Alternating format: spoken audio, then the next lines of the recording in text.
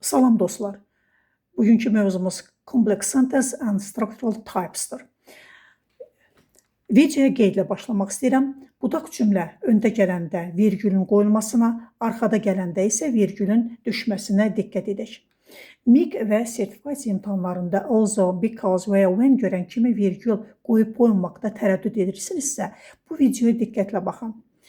Complex sentence dərsinin ən kritik qaydasını indi sizlərə izah edirəm. Complex sentence, yəni tabiri mürəkkəb cümlə, bir baş cümlə, main clause və ən azı bir budaq cümlədən, yəni subordinate clause-dan ibarətdir.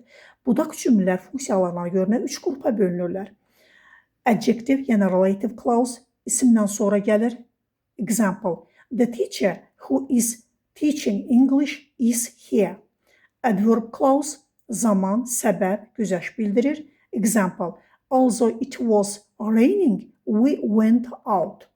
Noun clause'lar cümlədə mübtəda, xəbər və ya tamamlıq ola bilirlər. İmtahan incəliklərinə baxaq, virgül qaydasına. İmtahanda ən çox düşən məqam virgül qaydasıdır. Əgər budaq cümlə öndə gələrsə, araya mütləq virgül qoyulur. Nümunəyə baxırıq. Example, although it was cold, virgül, we went for a walk. Əgər baş cümlə öndə gələrsə, adətən virgül qoyulmur. Example, we went for a walk although it was cold.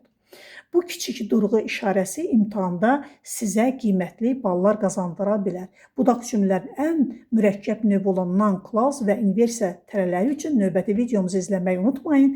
MIQ və sertifikasiya üzrə yeni açılan advanced dərslərimizə yazılmaq üçün şərhə plus yazın və yaxud da direktə müraciət edin. Diqqətinizə görə sağ olun.